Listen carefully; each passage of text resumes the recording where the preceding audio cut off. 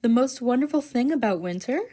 Oh, it has to be coming home at night with the snow still sparkling, getting out of the cold into a warm, warm house, which is still freezing because a dog is sleeping on the vent.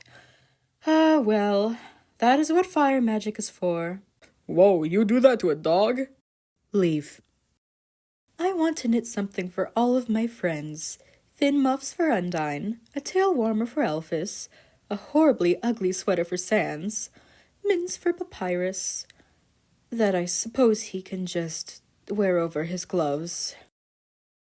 Oh, Sans is just terrible during the winter time. There's this evil thing he did recently. He intentionally stood outside in the cold until his bones were absolutely chilled. Then he said, "Tori, can we talk about something?" So I leaned down to listen to him, and he just put his horrible freezing hands right on my face. I'm going to start pouring hot water on him before I let him in. The winter party? Oh.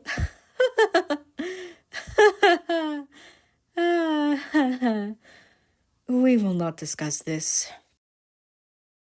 Oh, I like winter. You can go out to a great big field where it's all quiet and let the snow fall right through you until you bury deep in a snowbank. I wouldn't do that if you aren't a ghost. When it gets freezing outside and I'm feeling a little melancholy, sometimes I like to have a cry and watch my tears turn into beautiful ice crystals. Oh, sometimes it's so beautiful, it just makes me cry even more. Metaton wants to hire me for a ski resort, trying to ice up the slopes with my tears.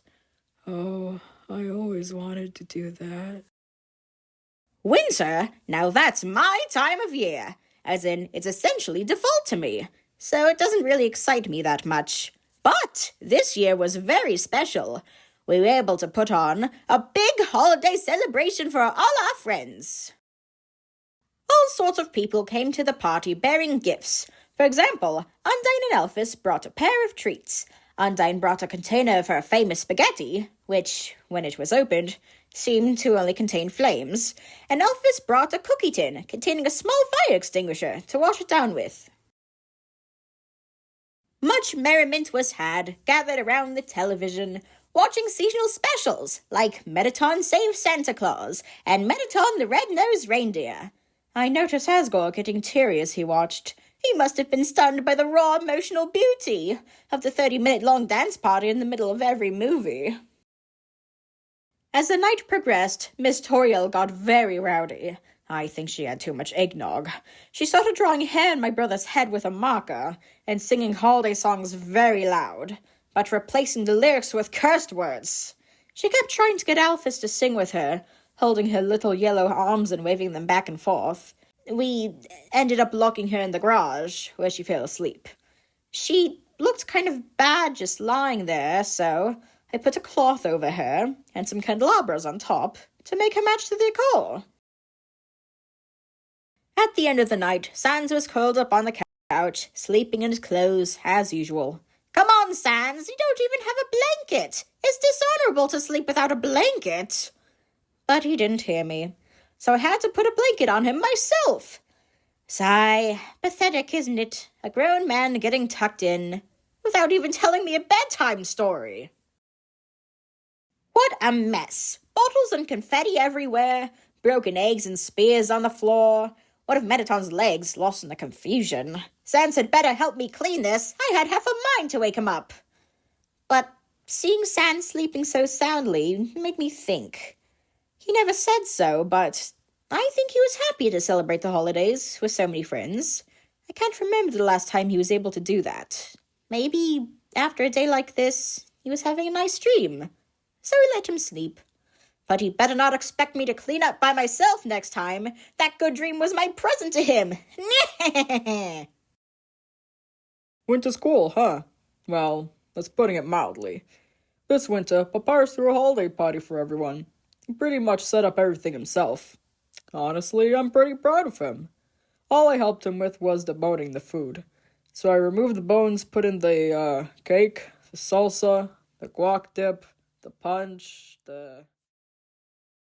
Oh yeah, he even made a welcoming puzzle for the party. A giant labyrinth made of ice, snow, and musical ornaments to baffle and confound his friends with holiday cheer. You had to get through it to get to the front door. Think Asgore got lost in there for a while. Unknown had to go save him. She found him huddled around a homemade fire, eating a fruitcake like it was an MRE. Think everyone else kinda came through the back door. Not gonna lie, the party was kinda a mess. But, isn't that nice? Starting something's half the deal. Nothing happens if you don't reach for the stars. Or at least, that's what he's saying constantly. Trying to wash his hands in his giant sink. I'm not really a huge fan of winter. The days getting shorter is a huge letdown.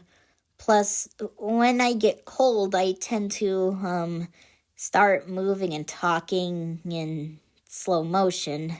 Fortunately, this winter, I had a brand new, extremely efficient space heater.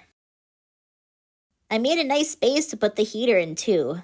I put it in a hole in the floor, then put a table over it, then covered the table with a blanket to the floor. It's really nice putting your legs underneath. What's more, the heat tends to attract cute kitties. And by that I mean, I, found Caddy sleeping under there. I, didn't even invite her over. She said something like, "Hey, Else, don't worry, I got you an orange." But it was, just the peel. She, ate all my oranges. She had to get her stomach pumped. Cats can't, eat oranges. The next day, I heard dance music coming from under the table, with colorful flashing lights. It sounded like there was, a crowd under there. I tried to sit with my legs under it like normal, but someone came out and asked me if I was on the VIP list. Actually, maybe I'll just use a fireplace next year. Space heater? She means moi! While she was performing her regular repairs on me, she installed modifications on my rectangular form to allow me to, exceed my normal hotness. Then, begged me, to hang around under her table. Well, who am I to refuse my biggest fan? But don't think being under a table means the show won't go on, darling. Undyne was so cute at the party, wearing the special Mew Mew cat earmuffs I gave her. And then, I don't like singing outside of karaoke, but if she even hears a single verse, she can't help but join in. She's, not great at singing in tune, but she puts her heart into it, and that's music to my ears. She almost makes it a contest to sing the loudest. Between her and Toriel singing carols, it got, pretty loud. That was, one of the things that made her, we don't have to discuss this. How's looking, Baron? Tired of tacky tinsel? Why top your tree with a 5-pointed star when you can top your tree with a TV star? Try MTT brand holiday ornament. MTT brand ornament will rotate and dance. MTT brand ornament can speak several poorly digitized phrases. Warning, MTT brand ornament may destroy other ornaments out of jealousy. Warning, do not antagonize MTT brand ornament. Warning, if MTT brand ornament escapes, call the authorities immediately. Papyrus's holiday party? Oh, yes. I was just offering to Miss Toriel a sample of my MTT brand super adult winter eggnog when, out of the corner of my optical sockets, I spied a certain pink-haired hussy in the kitchen, uninvited, pouring Blukey a cup of ghost juice in the most unrefined manner, and generally making an incorporeal mess all over the floor. Oh my stars! Look, darling, if you can't properly lift a teacup delicately with the tip of your high-heeled boots, then just turn 360 degrees and walk directly in front of you out the door. I'm sure you'll have a better time in the mine maze. Then, oh my, she had the absolute robotic gal to challenge me to a chainsaw duel. Please, darling, I would never engage in such barbaric activity, if it's not being recorded. But still, she escalated the situation, pouring ghost juice into my smile sensors, and it wasn't even a flavor I liked. Not that I know anything about ghost flavors. The situation had gone flipsy-dipsy, darling, so we decided to settle things as responsible adults, with bombs and various bullets, you know. I ended up so dazzled by my own moves, I can hardly recall the details of the event. But I remember Alphys and Undine peeling us off the floor, my head lying on Alphys's extremely small knee. Where is Nabstablook? I asked. Stop pretending to die dramatically. They left. They left? Why? I asked, dying dramatically. They don't like fighting. Mew Mew and I looked outside, our hands conspicuously close on the window pane. Blukey was out there, crying, tears forming into beautiful ice crystals. I felt a strange feeling, 2 of them. 1, a pang of regret, and 2, I bet it would be really popular if they could cry up ice from my ski resort. Alphys went back to the living room with Undine, leaving Mew Mew and I alone in the kitchen. Undine, she sure is happy with Alphys, huh, Mew? She said, forcing a smile. Yes, and Alphys, she sure is happy with Undine, I said, with a dazzling grin. And so we stood there, in silence, drinking ghost juice that neither of us could taste. My favorite thing about winter? It's gotta be winter sports. Snow wrestling, snow baseball, snow football, and of course, snow hockey. The last match we all played was unforgettable. Me, Asgore and Sans versus Alphys, Toriel, and Papyrus. Action, betrayal, teamwork. It could have been a movie. A disaster movie, maybe. Hey, what the heck are you doing in my monologue? I was the referee, darling. Ref, all you did is sit on the side in a super tall chair, taking selfies with giant sunglasses on. I can't help that the sun sparkling off the eyes highlights my natural beauty. Natural. Anyway, it was a great match. Everyone had a blast. Alphys was running from you and yelling the whole time. You've gotta tackle the person with the puck. Witch God accidentally stuck to her stick from the cold? Really? I thought she was just playing really well. Bursting from the ice like a shark didn't help her either. Look, I wanted her on my team, but Papyrus chose her first. Don't worry, Alphys, I won't let you get picked to last. I was going to pick her, Papyrus, I was going to! Speaking of Papyrus, he was on me the whole match. Almost literally. He kept tackling me the whole time. But, he put on so much protective gear, he just bounced off me with a noise like a squeaky toy.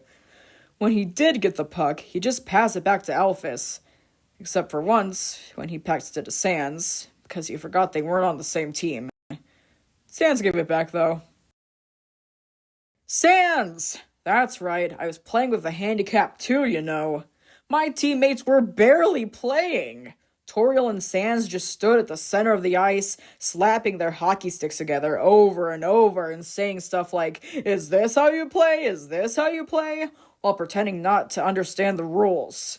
Meanwhile, my other teammate, Asgore, ended up falling into a fishing hole in the ice, getting his legs stuck inside. I was so into the game I didn't notice, and he didn't really say anything, so... Anyway, I eventually pulled him out, only to discover some king had been written on his behind a magic marker. Eventually, Alice got a headache and had to take a break to watch Mew Mew's virtual streamer event. So I decided to swap the teams around to something more fair. Everyone against me. They agreed. We will not lose, Undine. We'll show you the power of love in hockey. Papyrus rallied his team together for a huddle to discuss strategies. Or so they thought. Ha! You left yourselves wide open. I knocked everyone down like bowling pins and scored repeatedly.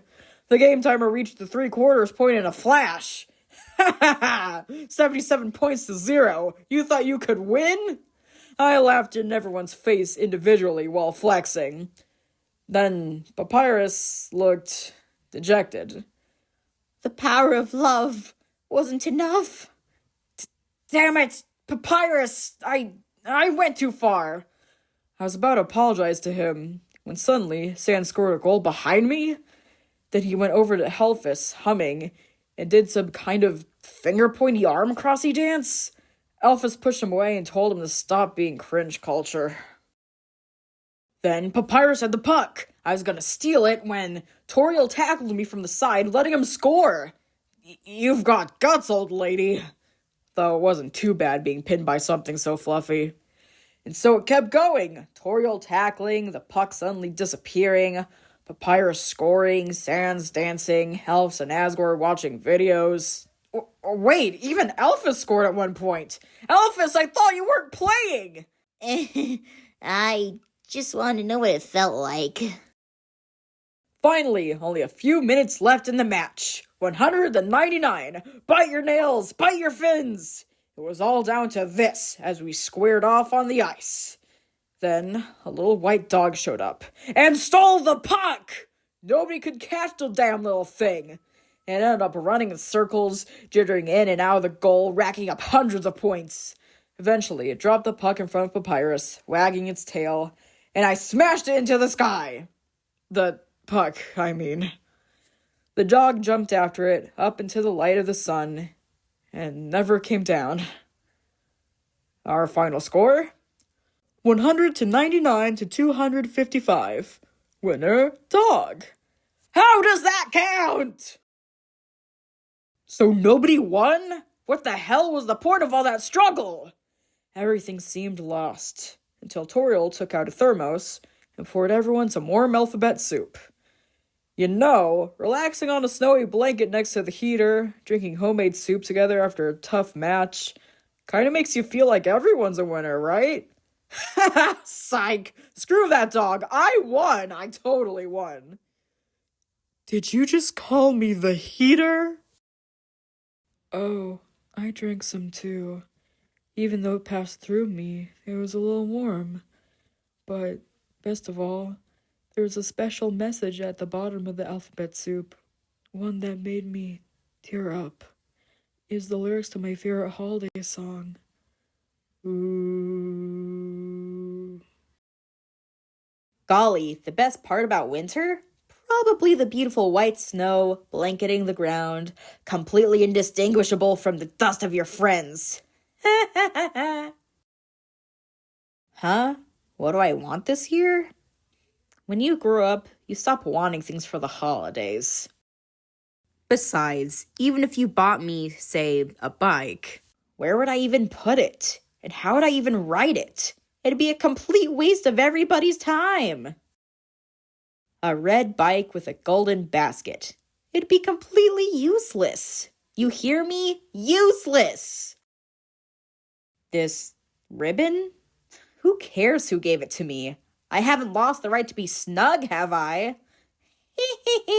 You're jealous. Golly, that's right, the party. They left her there, abandoned her in the garage to rot in the cold. Her mind burnt to nothing from all that merrymaking. To think she's made so many friends. They're lucky they never saw her in the ruins, living in loneliness, waiting for someone to fall down. At her very worst, even forgetting to eat or sleep. Pathetic! I remember finding her and laughing at how miserable she looked, splayed out on the ground in weakness. Guardian of the ruins? Ha! You can't even take care of yourself! And then, I don't know why, but with half-closed eyes, she touched my face and said, "Azriel, I'll never let you go again," and fell asleep. Idiot. You can't even take care of yourself. Why, yes, there was a time in the ruins when I had fallen asleep on the floor. How did you know that? The strangest thing was that when I woke up, I was in bed and there was a glass of water next to me. I always assumed I had forgotten to get up, but a long time ago, I knew someone that always filled up their glass so the liquid was just peeking over the brim. It was the most efficient way to fill it, they said, regardless of how thirsty they were. Because of that, my son started doing it too, and there were a lot of spills in the house. In the ruins that time. The glass was full, just like that. And recently, when I woke up after the party, the glass next to me was too. I like Santa Claus. He's a nice old man that never changes. No matter how cruel everything gets, he laughs calmly and comforts the people of the world. Don't you think he's a bit like a superhero? To tell you the truth, I was never an excellent leader. But I think I might be a nice Santa Claus. Ho ho ho! Though I cannot fit inside the chimney. Last time I tried, I just got stuck. They ended up drawing a face on my behind. Gee willikers! Rudy loved the holidays, you know. Around that time of year, he'd put on his glowing red nose, and we'd walk into the night together, placing presents side by side in the snow. I was his Santa. He was my Rudolph. I can still hear him tapping on his doorframe saying, "Don't forget the mistletoe, big guy," as I walk into his snowed-in cottage with a warm slice of fruitcake on the table, his youngest daughter peeking shyly from around the corner. For a little while it was like another home. I knew him for a long time, even when I first met him at Hotland University. He always called me Big Guy. As time passed, one day, he started looking older than I. I remember him saying, "Guess I have to call you Little Guy now, huh?" Then he paused and said, "Nah, you'll always be Big Guy to me." You want to know why? Why? I asked him. Because, Gory, you're bigger than me, stupid. Then he just kept laughing. Physically bigger, idiot. What a funny man. I was there for it all. His youth, his marriage, his fatherhood. Then suddenly, one day, he fell down. Rudy, I was never able to show you the sun. But Rudy would be happy to see our world today. His daughters get to grow up in the sunlight. The youngest one has such a kind face. I think she'll make many new friends. Isn't that nice? Asgore, the heck are you standing alone in the cold? I finished putting out all the presents. Not much for me to do now, I'm afraid. What? Are you kidding? Come on, we're about to light up the tree. Oh, of course. Golly, it's quite a large one this year. Ho ho ho. Yeah! I smashed a few together to make a super tree. Super tree? Look, Asgore, matching red scarves. Matching with who? Me and my... where'd he go? All right, everyone, time to flip the switch. 3, 2, 1, lights on. Oh, how wonderful! This tree, it's beautiful. Yeah, there's even a decorated one with lights over here. Wow, that tree is also beautiful. Here, everyone, a cup of warm soup. Whoa, you really filled it up, huh? Of course, it's more efficient that way. It is, isn't it? Hey everyone, let's sing carols! Oh, shall we? Don't forget the star at the top of the tree. Oh, it's a winter miracle. Get down from there. Mew Mew, cue the dance music. How the heck can we sing carols to this?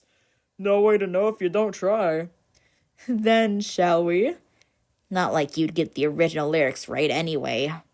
Undine, we'll show you the power of winter. Hey, I'm on your side. Ho, ho, ho. What a wonderful winter. September. Did nobody notice it was September?